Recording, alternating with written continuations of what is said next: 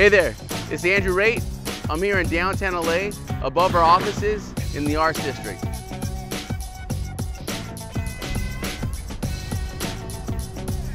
Actually going to talk about three things today regarding a project that we finished up in Echo Park.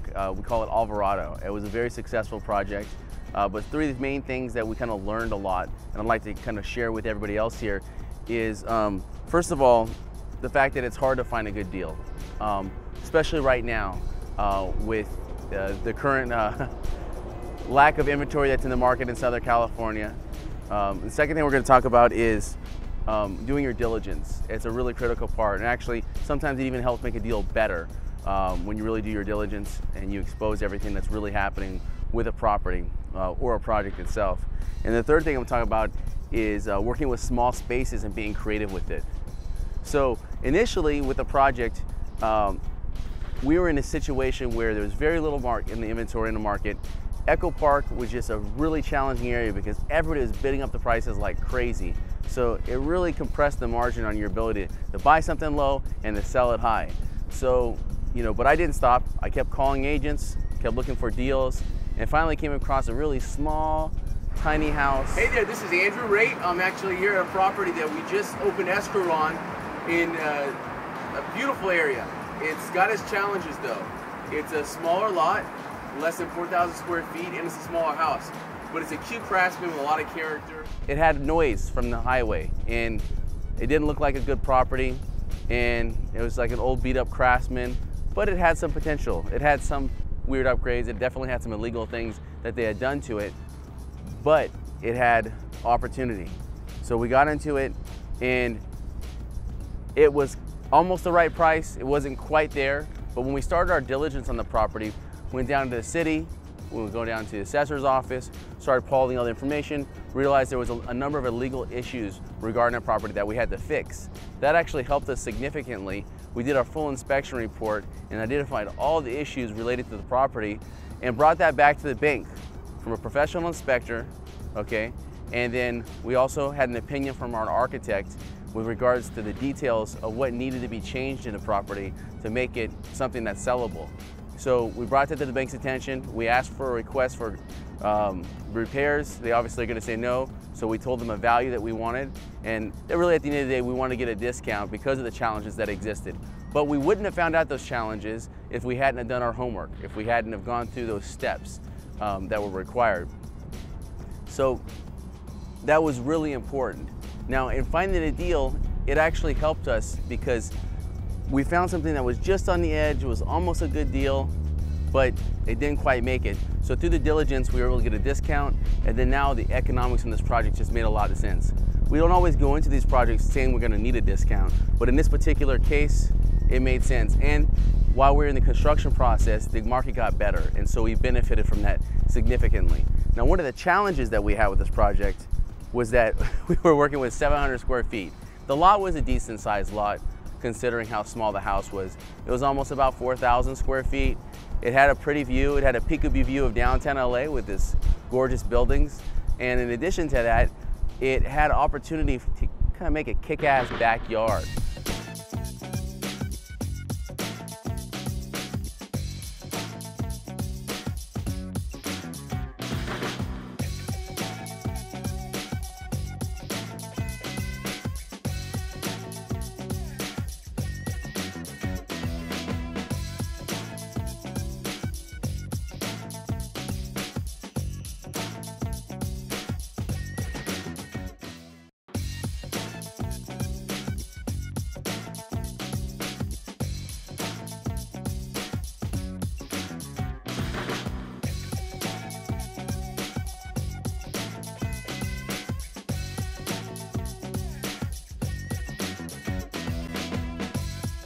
So you'll see in this video what the current layout of the property is, and then what we changed the property to. So we took it from a 1-bedroom, 1-bath that had an illegal bath,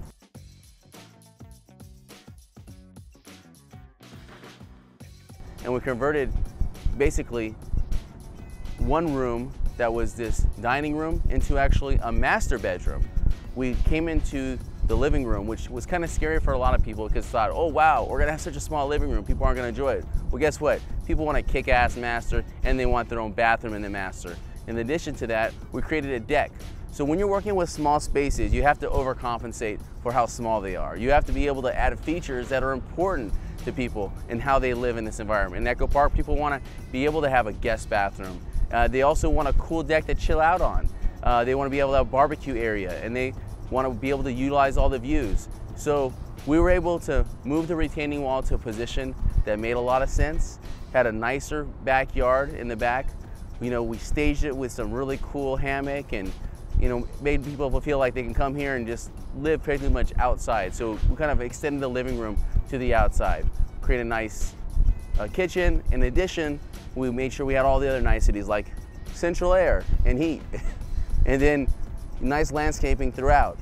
And what's kind of a cool feature is we had a garage, but underneath the garage we had this nice storage space that we kind of tricked out, made it a little more beautiful, and that's actually kind of like a studio.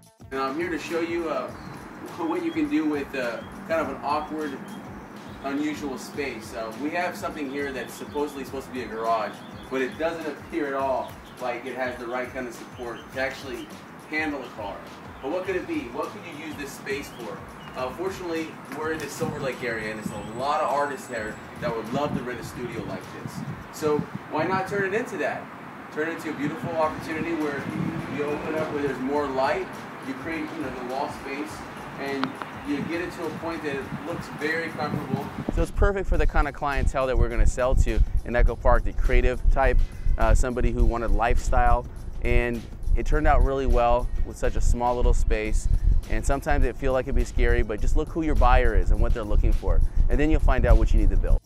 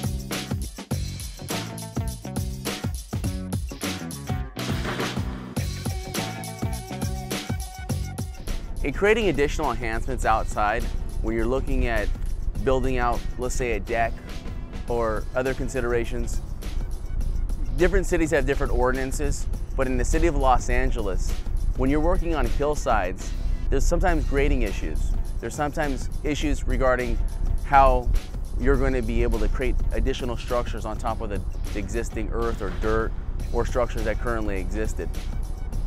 In this particular project, we had to consult with the city ahead of time and say, listen, we want to build a deck here. So we brought the inspector out ahead of time and we said, we want to build a deck and just really make this backyard look beautiful. And so we were afraid that they were going to ask us for a tremendous amount of engineering, soils reports, which could add months and months to the project. So when you're doing your diligence and you have an end in mind on what you want to build, do your homework with the cities up front to understand what the process is. How long is it going to take you? And that'll impact how long your project's going to be and how long it's going to take you to actually be able to sell it. In this particular case, we're not going to go through soils engineering. We're either going to build a deck or we're not going to build a deck. And what happened, we brought the inspector out, we showed him what we wanted to do, and he said, listen, you can build this deck, but just build it 6 inches lower than where you want to build it, and I'll give you a waiver on your grading pre-inspection. We were like, go, let's do it. And we did it, and it came out beautifully.